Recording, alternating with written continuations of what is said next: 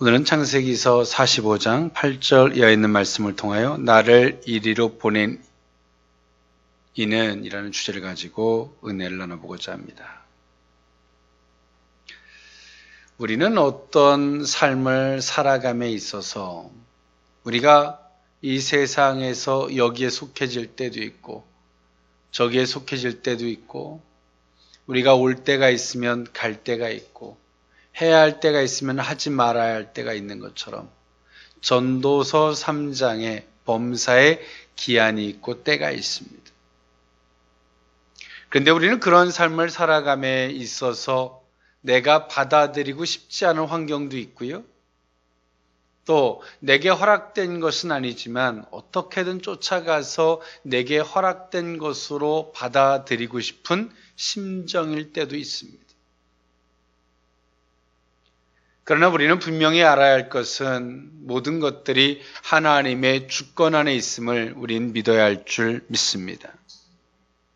하나님이 허락하시면 닫을 자 없고 열면 닫을 자 없고요. 또 하나님이 닫아놓으면 그것을 열 자가 없어요.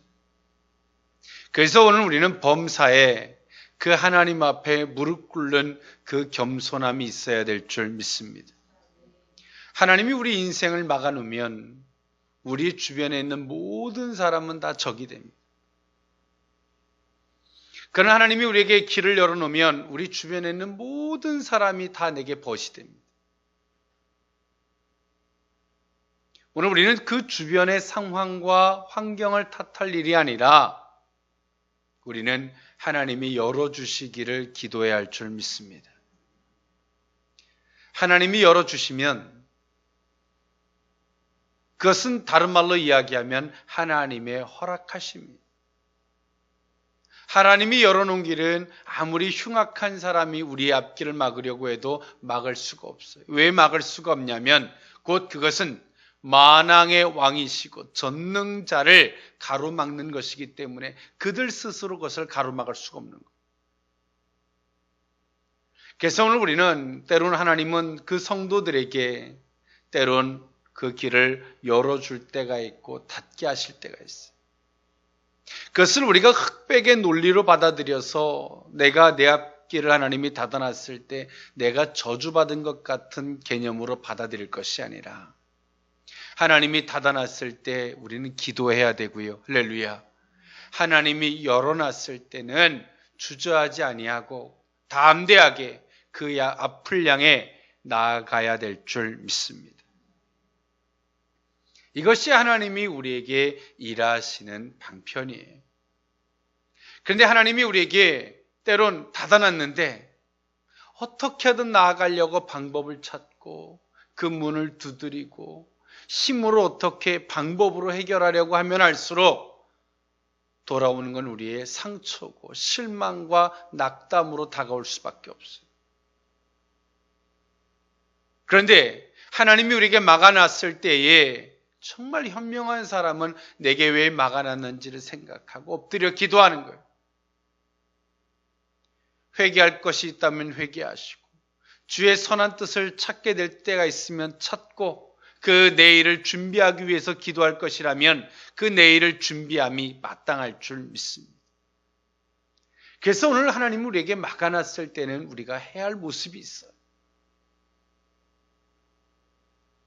그런데 때론 막아놨을 때 많은 상처들의 어떤 이 트라우마가 돼서 하나님이 길을 열어놨을 때 우리는 무서워서 못 나가요. 하나님이 그 길을 열어놨는데 어제 그 길을 닫은 길에서 막 이렇게 시도하고 저렇게 시도하다가 상처받고 어렵고 실망했던 것 때문에 막상 하나님이 그 길을 열어놨을 때 못 나가는 거예요. 두려워서. 또 이렇게 어려우면 어떡할까? 어떤 트라우마에 젖어 있는 거죠. 그것은 하나님도 모르고 믿음도 없고 신앙 자체도 모르고 하나님의 일하심도 모르는 사람들의 모습들이에요. 오늘 우리는 그 하나님을 알아야 되며 하나님의 허락하심을 간구해야 되고요. 또 하나님이 열어놨을 때나 닫았을 때 오늘 우리에게 말씀하심이 무엇인지를 들을 수 있는 우리 영혼에 그 겸손함이 있었으면 좋겠습니다. 오늘 이 본문 저와 여러분들이 너무나 잘 알고 있는 말씀이에요. 아브라함, 이삭, 야곱, 이제 그 아들 요셉에 대한 이야기죠. 그 요셉이 애굽으로 팔려갔고요. 이제 그 형들이 요셉을 팔았던, 죽이려고 했고 팔았던 그 형들과의 회유 가운데 있었던 내용이 오늘 본문의 내용입니다. 오늘 요셉의 형들이 요셉을 판지 한 20여 년이 넘는, 정확하게 22년 정도가 됐을 때 형들을 만났고, 오늘 요셉이 그 형들 앞에서 자신을 인도하셨던 하나님을 고백하고 있는 거예요. 그것이 오늘 본문의 제목이죠.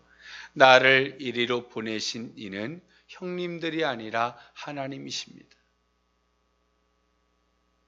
오늘 그 요셉은 애굽에 내려와서 22년간 한 20여 년이 넘는 인생을 살면서 요셉은 그가 본 게 있어요. 그리고 그가 들은 게 있습니다. 그리고 그가 생각한 게 있고요. 그리고 그 마음에 확정한 것이 있습니다. 그것이 뭐냐면 하나님이라는 것입니다.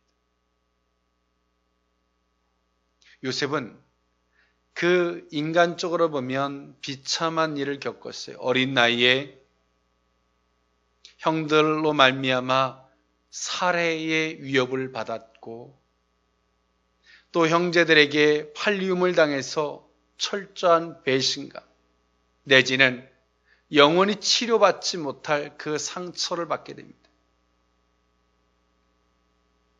그리고 그가 애굽으로 내려와서 이제 기댈 것 없었던, 의지할 것 없었던 요셉이 보디발의 가정에서 지극충성하지만 또 오해를 받아서 감옥에 가서 또 다른 상처를 받아요. 그러면서 요셉은 인간사를 뛰어넘는, 인간의 영역이 아닌 영적인 영역, 하나님이 일하시는 그 이상의 영역을 보게 됩니다. 우리가 1차적 영역을 우리의 눈으로 볼 수 있는, 우리의 육신으로 느낄 수 있는 1차적 삶이에요. 그런데 오늘 그 요셉이 우리 육신의 영역을 넘어선, 또 더군다나 2차 사람이 그 이상의 것을 생각할 수 있는 그 영역을 초월한 하나님이 일하시고 역사하시는 그 영역을 보고 깨닫는 거예요. 그리고 그 요셉은 인간의 영역 속에 살면서 인간의 영역을 초월한 그런 안목을 갖게 됩니다.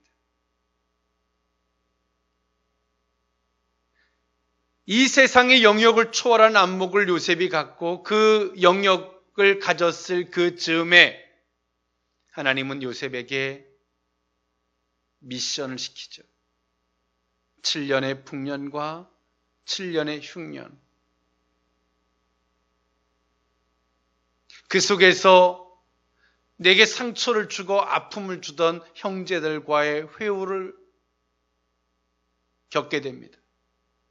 그러나 요셉의 마음은 감정이 있지만, 인간적인 감정이 있지만, 그래서 복받쳐서 그도 울던 사람이지만 오늘 요셉은 단호합니다.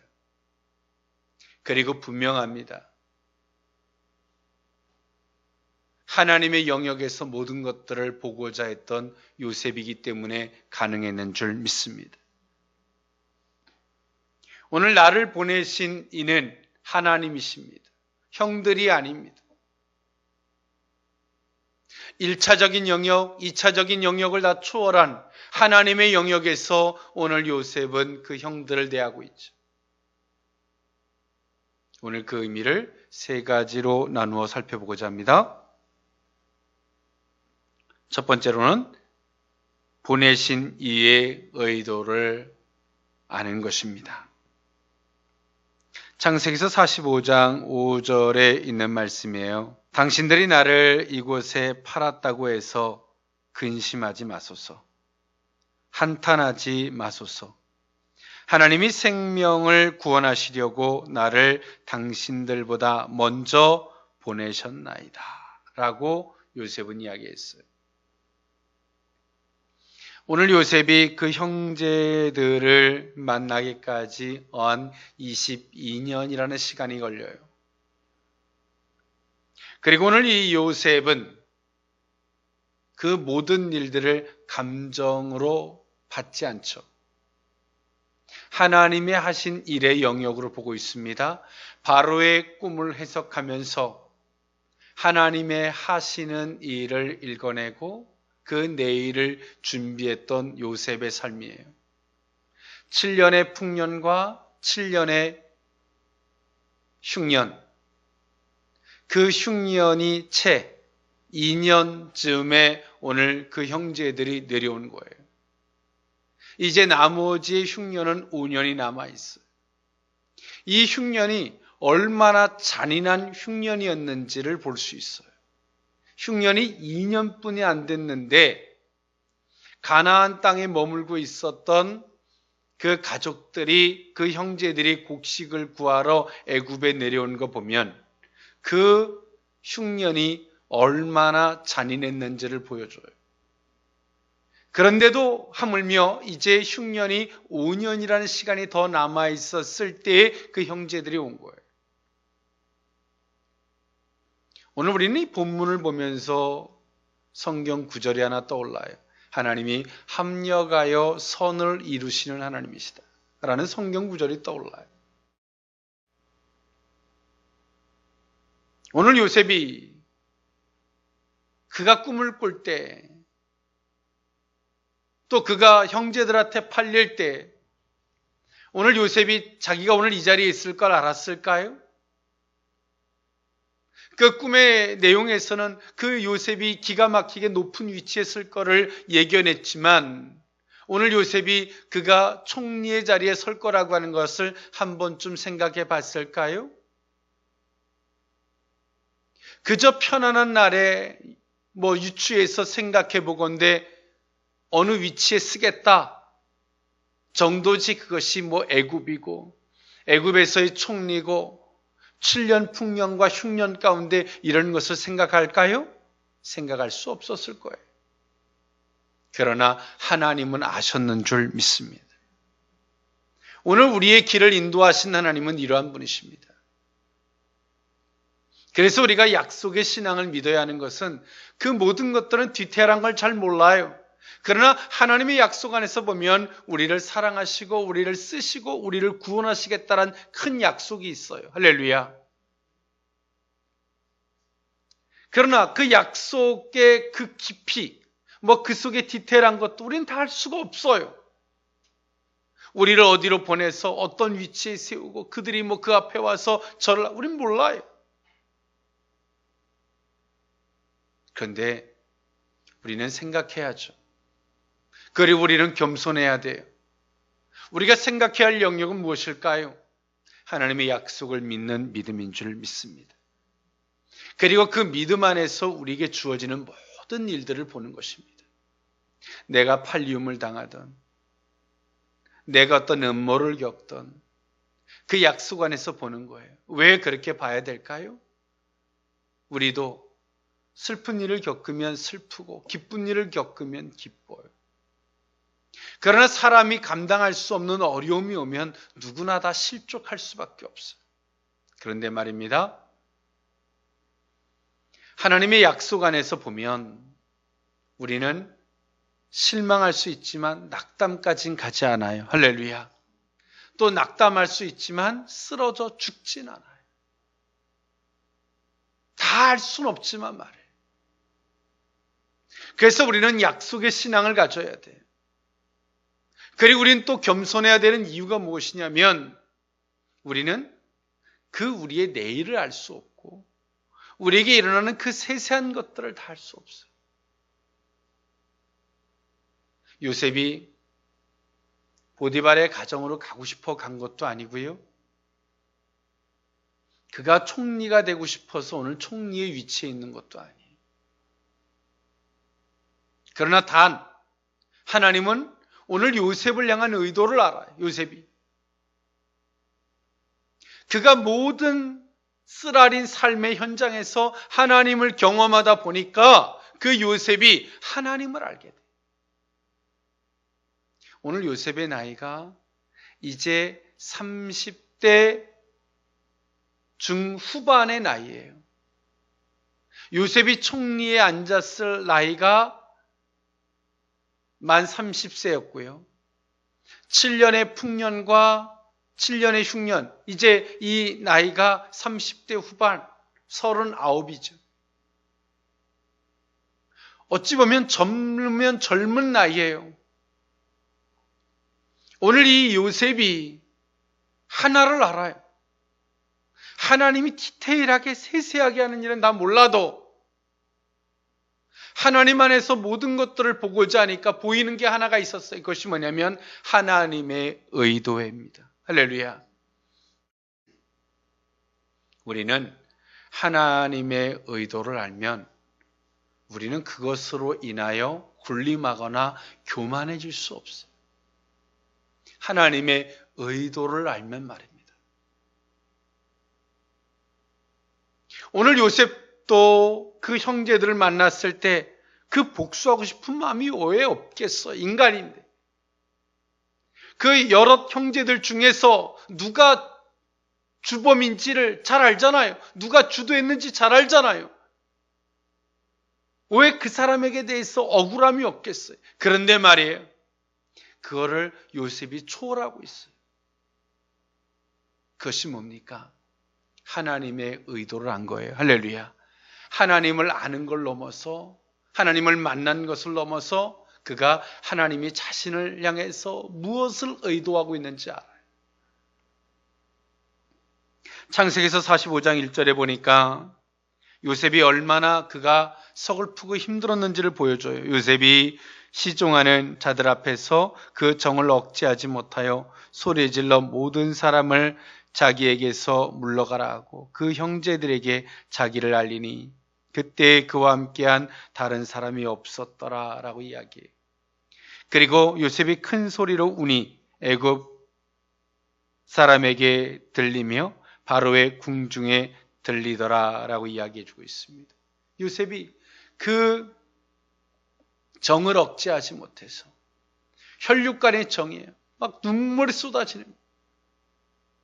오늘 요셉이 있는 곳에서 바로가 있는 궁까지는 상당한 거리가 있어요. 그런데 오늘 그 소리가 막 그 자리까지 들렸겠어요. 그런 얘기가 아니라 오늘 요셉이 그 우는 소리가 시중을 들은 애굽 사람에게 들렸고 오늘 그 시중 중에 한 사람이 바로에게 전해 준 거예요.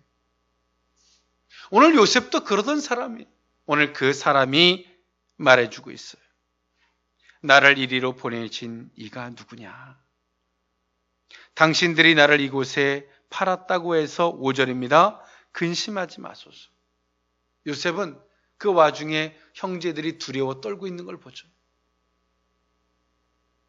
이 애굽은 곡식을 사러 온 어찌 보면 무역, 경제적인 한 나라가 아니라 오늘 내가 팔았던 나를 적대시하는 사람이 총리로 앉아 있는 곳입니다. 오늘 이 요셉의 형들에게 있어서 애굽은 어떤 나라입니까? 나하고의 적대적인 나라가 될 수 있다는 거예요. 요셉은 그들의 마음을 읽어요. 그리고 말해요. 나를 이곳에 팔았다고 해서 근심하지 마십시오. 그렇다고 한탄하지도 마십시오. 하나님이 생명을 구원하시려고 나를 당신들보다 먼저 보내셨을 뿐입니다. 성도는 하나님의 의도를 모든 곳에서 찾아야 합니다. 할렐루야. 때론 내 가족이 나를 힘들게 해도 그 가족들을 통해서 하나님의 의도를 찾아야 돼. 내가 속해져 있는 교회를 통해서 하나님의 의도를 찾아야 돼. 또 내가 가지고 있는 핸디캡일 수도 있고요. 어떤 컴플렉스의 부분도 있을 거고요. 그 가운데서도 하나님의 의도를 찾으면 그것이 우리에게 결코 서글픔이 되지 않을 줄 믿습니다. 다만 하나님의 뜻을 이루는 도구로 삼게 될 줄 믿습니다. 요셉은 하나님의 의도를 알아요. 7년의 풍년과 7년의 흉년 앞에서, 그리고 자기가 애굽의 총리가 되어 있을지라도 하나님의 의도가 뭔지를 읽어내요. 하나님의 의도가 무엇인지를 읽어냈던 요셉의 모습은 어떨까요? 자기의 형제들의 구원뿐만이 아니라 애굽 사람들도 구원하고 주변에 있는 사람들도 구원하는 그 살리는 자의 주역이 되었는 줄 믿습니다. 그리고 하나님이 나와 함께하는 것을 나타내는 주역, 그 일꾼이 되었는 줄 믿습니다. 그래서 오늘 우리는 나를 보내신 이의 의도를 아는 거예요. 이 목회자도 목회를 하다 보면 제가 목회자로서의 꾸는 꿈이 있어요. 그런데 오늘 본문은 또 저에게 말씀하시죠. 내가 꾸는 꿈이 중요한 게 아니다. 내가 너를 목회자로 삼은 그 의도를 알아라. 그 의도가 제 꿈이 되어야 함을 말씀하세요. 오늘 우리를 성도로 부르신 이의 그 의도를 안다면 우리는 그 의도를 우리의 꿈으로 삼게 될 줄 믿습니다. 그 꿈을 막을 자가 없습니다. 왜? 하나님이 주신 꿈이며 그것을 친히 이루실 하나님이시기 때문인 줄 믿습니다. 두 번째로, 나를 이리로 보내신 이는, 두 번째 의미는 보내신 이의 일하심입니다. 창세기서 45장 7절에 하나님이 큰 구원으로 당신들의 생명을 보존하고 당신들의 후손을 세상에 두시려고 나를 당신들보다 먼저 보내셨나니 라고 말씀하고 있어요. 오늘 요셉은 하나님의 일하심을 알아요. 요셉이 하나님이 일하시는 의도를 알았어요. 그리고 요셉이 하나님이 왜 이렇게 일하시는 의도를 알았다면 이제는 하나님이 일해 가심을 보고 있어요. 7년의 풍년도, 7년의 흉년도, 또 애굽의 바로왕이 자기한테 모든 권세를 내어줌도 하나님이 일하심을 보는 거예요. 할렐루야. 여러분, 이랬던 요셉이 교만할 수 있을까요? 내가 총리야. 애굽의 바로왕도 별거 아니야. 다 내 밑에 있는 놈이야. 이렇게 할 수 없는 거예요. 왜? 하나님의 일하심을 살피고 있고 그 일하심을 요셉은 만났어요. 할렐루야. 그리고 하나님의 일하심을 끊임없이 보고자 해요. 그러니 그 요셉이 어떻게 해요? 교만할 수 있어요? 교만할 수 없어요. 내가 했다고 할 수 있어요? 내가 했다고 할 수 없어요. 그러니 요셉이 어떻게 해요? 겸손할 수밖에 없어요. 그리고 요셉은 나를 보내신 이를 계속 만나고 살아가고 있는 거예요. 어떤 현장에서, 내 삶의 필드에서 그 일하시는 하나님을 만나가고 있는 거예요. 오늘 요셉이 6절에 보니까, 45장 6절에 보니까 이 땅에 2년 동안 흉년이 들었으나 아직 5년은 밭갈이도 못하고 추수도 못할지라 라고 요셉은 말하고 있어요. 요셉은 이제 흉년이 2년 들었어요. 이제 남은 5년이 남아있어요. 요셉은 어때요? 하나님이 약속한 걸, 하나님의 말씀한 걸 기억하고 그 말씀을 토대로 보니까 이 모든 게 하나님이 일하심이더라는 거예요. 할렐루야. 하나님이 다 일하고 있는 거예요. 요셉에게 있어서는 흉년이 아니에요. 남은 5년의 흉년을 어떻게 견딜 것인가에 대한 이야기가 아니라 그 남은 5년의 흉년이 하나님의 일하심일 뿐인 거예요. 7년의 풍년도 하나님의 일하심이었고 2년의 흉년도 하나님의 일하심이었고 나머지 남은 5년의 흉년도 하나님의 일하실 영역에 불과하더라는 거예요.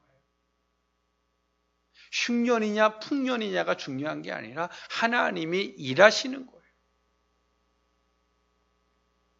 이 시대를 살아가는 성도들이 조금 어렵고 힘들면 이건 하나님이 일하심이라고 생각하네요. 사단의 역사라고만 생각해. 좋은 일 생기면 다 하나님의 일하심이라고 생각해. 그렇지가 않아요. 우리는 하나님의 주권 안에서 보면 어려운 것도 하나님의 일하심의 연속이고, 할렐루야. 풍년도 하나님의 일하심의 영역일 뿐이에요. 우린 그것을 인정하면 그 속에서부터 주의 음성이 들려요. 어떻게 그것을 대처할지에 대한 은혜도 있어요. 우리의 기복주의는 요거는 주의 음성이고 요것은 주의 음성이 아니고 이것은 하나님이고 이것은 하나님이 아니라고 너무나 선을 긋듯 명백하게 이 선을 그어놓은 것이 문제가 되고 있어. 누가 우리를 힘들게 하는 것이 아니라 우리의 이 잘못된 사고가 하나님을 볼 수 없게 만들고 우리의 영혼을 잠자게 만든 거예요. 요셉은 철저하게 하나님의 일하심을 봐요. 하나님의 말씀이, 더 정확하게 이야기하면 하나님의 말씀이 모든 주변의 상황을 하나님의 일하심으로 볼 수 있게 만들어주는 거예요. 요셉이 하나님의 말씀 7년 풍년과 7년 흉년이 있겠다. 그 말씀을 붙들고 보니까 2년의 흉년도 하나님의 말씀, 하나님의 일하심이었고요. 나머지 5년도 하나님의 일하실 영역인 거예요. 할렐루야. 그러나 약속을 안 붙들고 보면 어떨까요? 참, 어떻게 이렇게 운이 없고 재수가 없어도 이렇게 잔인한 흉년, 이런 흉년은 내가 듣도 보도 못했다. 이렇게 안 하겠어요. 나머지 5년의 흉년도 어떻게 생각할까요? 설마 5년 동안 더 이런 흉년이 계속 올까? 아니면 조금만 견뎌보면 사라지겠지. 조금만 한번 더 참아보자. 그렇게 흉년을 한 1년도 견뎌서 또 해결되지 않으면 어떤 마음이 들까요? 차라리 죽었으면 좋겠다. 어떻게 하면 죽을까? 내 인생은 어떻게 이렇게 지질이 재수가 없을까? 그런 사람들이 정말 교회 다니는 사람인지, 정말 예수 믿는 사람인지 모르겠어요. 조금 기분 좋으면 하나님이 자기 하나님이야. 그런데 조금만 힘들면 하나님이 없어. 우리는 환경이 힘들어서 힘든 게 아니에요. 하나님의 일하심을 보지 못하기 때문에 힘든 거예요. 할렐루야. 힘들어도 하나님의 일해 가심을 보십시오. 은혜지. 요셉이 그가 22년이라는 시간이 걸렸어요. 형들과 떠나서 22년이라는 시간이 걸렸어요. 그 20년 동안 요셉이 얻은 게 뭐예요? 철저한 정도 끊고 철저하게 나한테 아무리 잘해줘도 그 인간의 관계도 끊고 다 끊고 오늘 요셉에게 남아있는 건 뭐뿐이 없어요. 요셉에게 지금 시중드는 사람이 있습니다. 애굽이란 나라 전체가 요셉에게 와 있어요. 그런데 오늘 요셉은 그에 남은 게 뭐 하나뿐이 없어요. 하나님 외에는 없어요. 근데 지금 우리 마음이 어때요? 하나님은 온데간데 없고 맨날 가정 때문에 하나님 앞에 울부짖어야 되고 자식 때문에 괴로워야 되고 내 육신의 아픈 것 때문에 맨날 부르짖어야 되고 하나님이 어디 있어요 도대체? 여러분이 믿는 하나님은 어떤 하나님입니까?